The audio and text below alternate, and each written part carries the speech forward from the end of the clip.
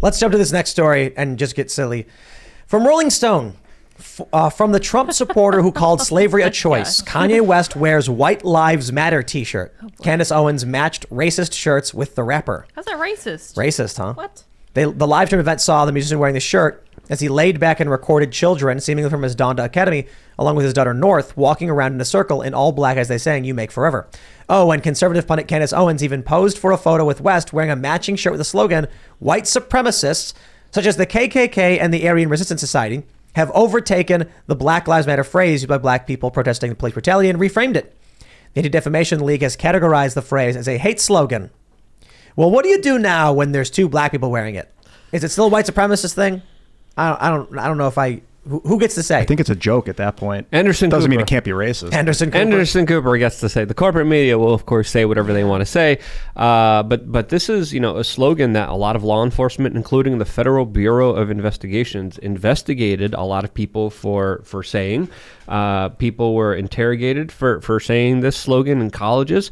And the ADL also goes after this particular saying as well. So, again, it all depends on who controls the narrative, who controls the conversation. And, I think they'll label it whatever they want to label it. I think the best troll was when 4chan, I think it was 4chan, came up with that sign. It said, "It's okay to be white." Yeah. And it was the most generic, it was a blank piece of paper with very basic writing. It said, "It's okay to be white." Like, not even it was better or it was good or just, it's okay. And they called it white supremacy. Like, if you literally just said it was okay to be white, they called you a white supremacist. But that was the point of the troll, to expose that there was no degree that they would allow you to be a white person and live in peace. Yeah, that was the correct slogan. I got the slogan mixed up. I thought it was the slogan that Kanye was saying, but it was actually the slogan that you mentioned, that in Ohio University had the FBI involved in an investigation because someone put up a sign saying it's okay to be white.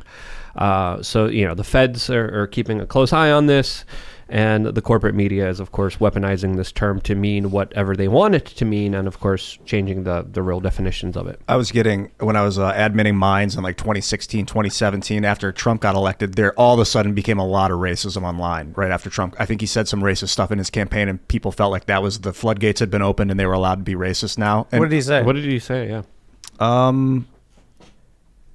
He talked about Mexicans like they were like their own. I don't know if you consider it a race. Taco Ball, or is that the? He did say that he was calling for a shutdown of Muslim travel ban, which was insane. But that's a religion, not race. Yeah, but it's a similar like xenophobia kind of thing appeared, and I used to get a lot of white purity stuff. Like, it's okay to be white purity. Then there'd be like an old like Gaelic white kind of Nazi. We were just talking about how it's okay to be white is a kind of a banal statement. Yeah, so white purity I would get overloaded with it in my administrativeship. I'd get these it's okay to be white. It's okay to be white. White is beautiful. And it's like, yeah, it's racist. Whether or not it's hateful, I don't know. But it's definitely like, you could tell it wasn't just people expressing their love for being white. It was like they were trying to dig in on it. So I get why they're treating it like that. I don't agree that it's a hate tactic, but I see why.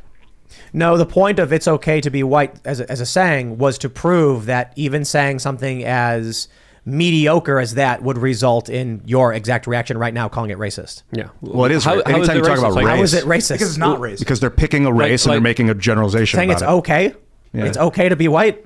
Saying like, I love black women. That's a racist statement. It's not hateful. It's just a racist statement. It's proving the point of the meme right now, your reaction. They didn't say anything good or bad. It's okay. There's big R racism, which is like systemic hateful. Like, my race is better than that race. Then there's little R racism where you're just talking about race. It's just a racist conversation. What? Like, it's okay to have a racist conversation as long as you're not like systemically racist. You know what I'm saying? You're changing the definition of words. There's two different ways to be racist, and one is like the hateful one that everyone's trying to avoid. Then the other one is like you pick out a race and you make all these generalizations about it. But that's not what "it's okay to be white" was doing. That was what they were just generalizing, like, it's okay to be this race. And it's like, I get it. It is, but they weren't just, it wasn't You're benevolent. proving the point. You're proving the meme right. What's the point? What if it was another race? It would have been exactly the same. Same as if it's okay to be Indian. It's okay to be Chinese. Like, it's, But it is okay to be Indian. Yeah. It is okay. It's also generally a racist statement, but it is okay. How is it racist? Because you're talking about race and you're making a generalization about it. Okay, hold on. Thought for you. You're from Chicago, right? Uh-huh. Probably the biggest holiday in Chicago.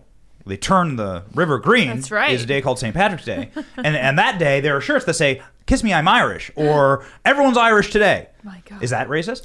Well, it's Seamus would nationalist. say so. It's nationalist, and like that's also a weird distinction. Like, African doesn't mean black, Irish doesn't mean white. So like race and nationality are kind of different. Is Elon Musk an African American? Technically, yeah. Literally. Yeah. I don't know what are you supposed to say to it. Like, if the argument is that race is a social construct because the color of your skin varies among cultures, then Elon Musk, being from Africa, would be an African American by that argument. And Luke, apparently, according to a group called the Coalition of Communities of Color, Luke, with blue eyes and blonde hair, is a person of color. I am. That's right. Yeah, by definition. It's a nice peach pink, yellowish color. So, am I okay to be a person of color, Ian? You certainly are, Luke. Oh, that was racist. That's racist. Is it? But I was just talking about color schemes. I didn't know had anything to do with race. So No, for real. There's an organization that said Slavic people are people of color. So Luke, being from Poland, is It's a I big. think that's what Hitler thought. I mean, did he not? Did he not think that they were like inferior people? yeah.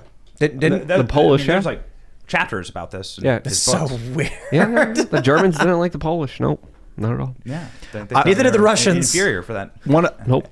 I want to like detach people from being. I don't want people to feel afraid to talk about race. Like, it's important that we talk about race and like genetic differences. It's because there are genetic differences in humans historically, because our ancestors lived in different areas with different climates. Their bodies evolved differently, and it's interesting.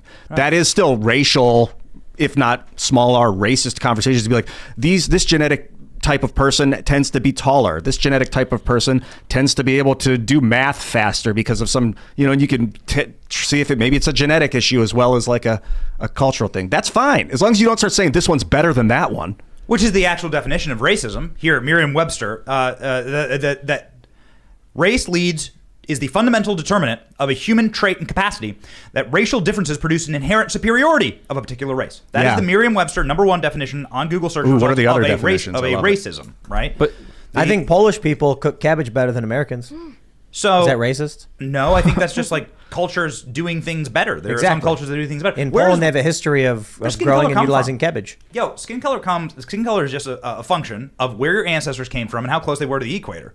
Because melanin is just something that your body naturally produces based on how much sunlight you get. And it is a protective. It's less about like it's wanna more hear about some crazy- biology than anything. It's more about the wonder of the design of your body to protect you from a lot of UV light to make sure that you can that you're not going to be harmed by I read the this- amount of UV light that your ancestors were from. I read right? this crazy thing about black frogs in Ukraine, and yeah. it's because of Chernobyl. Saw that. What happened is the frogs were green, most of them, but there were some that had darker skin. When the radiation leak came out, the green skinned frogs all started dying. The melanin in the black frogs, because they're like dark brown, dark black, was dissipating the radioactive energy, and so they were more likely to survive. Wow. So 20 some odd years on, they reproduced, and the whole area around Chernobyl is populated by black frogs. Wow. Yeah, that's crazy. This is why, Melanin, man. This is why even like the term white doesn't quite make any sense. What do you mean by white? Like what color white, right? Like what color white? What do you mean color? If a white person moves down to Mexico City, as you said, and a hipster who is translucent from like the Upper East Side goes to Mexico City, they will develop a tan over time. Their skin will become darker. They will have a different in 10 years, man, living in Mexico City, they will have a different complexion entirely. They won't even look like the same person. And that's just the wonder of the body and your body protecting itself and making sure you don't get skin cancer and you'll get sunburn all day. I wonder if that melanin study on radioactivity would mean that white people are less likely to survive radioactive fallout. Interesting. Yeah. That's bringing it full circle. See, That was impressive. If you had a racist? video game where you could be like, all right, we need to deal with certain things, what race of person am I going to send in to deal with that? Because they can handle that situation better. I need people to be like camouflage in the ice. All right, I'm going to pick a white person. I need people to be camouflage at night, or I'll pick a black person. And of course, no one's white or black, but their skin's more likely to blend in with the surroundings. Or you could just, love it. Or they could use face paint. And I tell it you, doesn't humans are matter what the race is. phenomenal. I don't care what skin color you got, where real. you're from. You have the ability to change the world, man, and learn stuff that no one else has learned. Way to go. Yes. And that's why the definition of racism is saying that one race is better than the other, not saying that it's okay to be a race. Well, what about just That's why I making would say generalizations it's okay to about be white race? isn't inherently racist. It's okay to be Indian too and Chinese. But I guess we're using different definitions of the word race, which obviously there are, racism rather. Because if you just make a generalization about a race, this is something I learned growing up. I'd be like, oh, people would be like, I love black women are so beautiful. And I'd be like, well, that's racist. You're making a generalization about black people, black women. And they're like, I guess technically, and then we laugh because it's like, yeah, but they are pretty hot. I see what you're saying, but saying it's okay to be a race isn't racist because you're not generalizing about anybody. You're just saying like, yeah, it's okay. It's like it's actually the opposite of racism. It's saying like it's okay. Preference. No, it's not even that. It's just like it would be racist to be like it's not okay to be white. That would be racist. But being like no, it's like we are tolerant and accepting of other races. That's not racist. That's the opposite of it. I think once you start talking about race like that, you're basically creating a racist conversation. So maybe not big R, maybe not like hatefully, but. So what if someone said it's not okay to be white? Is that racist? Yeah, I think so. So there's no circumstance. Like if you start bringing white and black and skin color and stuff into conversations, you're being you're now a racist it's a racist conversation. Now, but it's not the same definition of the hateful, like xenophobia kind of crap. Did we used to be so obsessed with race?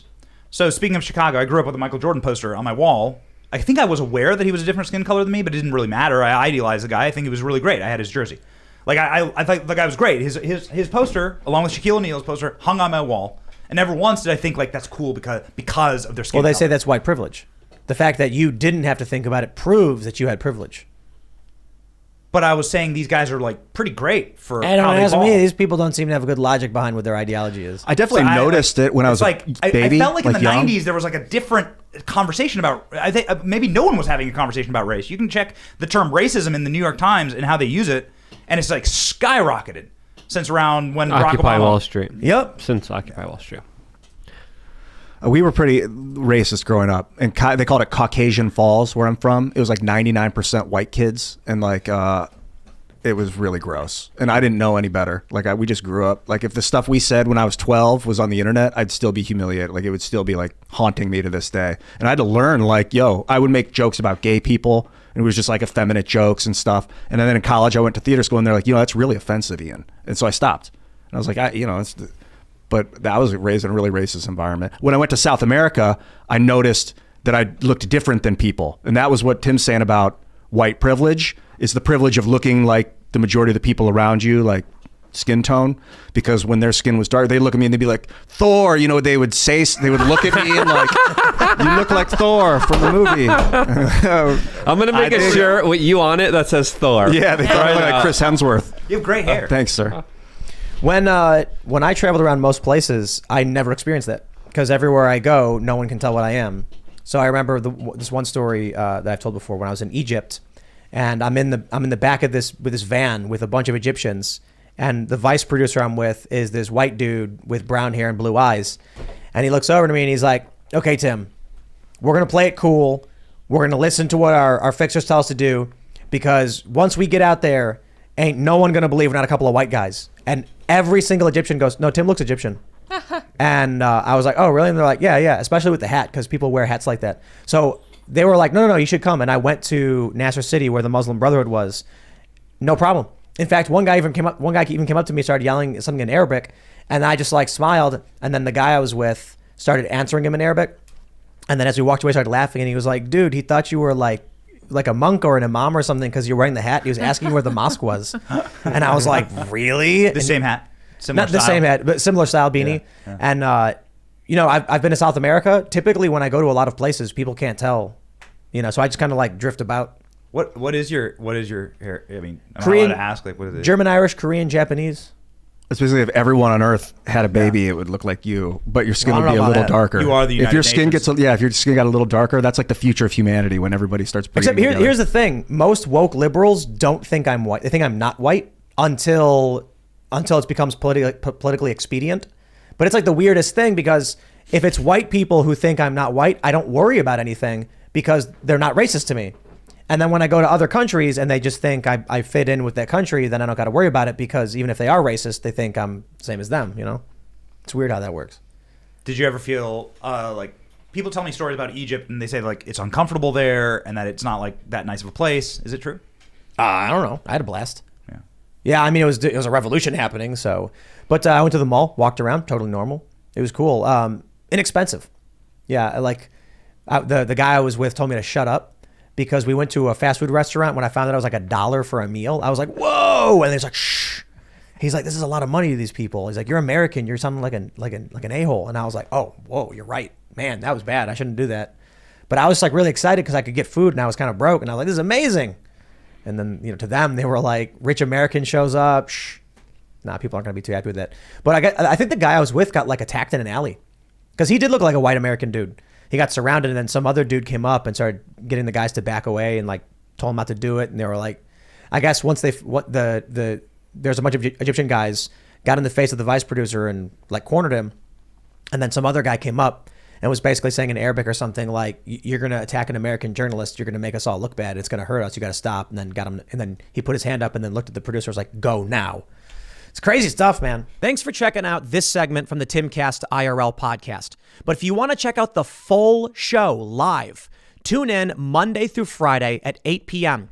And if you want more special access content, head over to timcast.com and become a member. Your membership helps sustain this company, keep our journalists employed, makes this show happen, and you will get access to exclusive members-only segments of the Timcast IRL podcast, and there's a massive library to check out. So again, go to timcast.com or tune in Monday through Friday at 8 p.m., and we'll see you all there.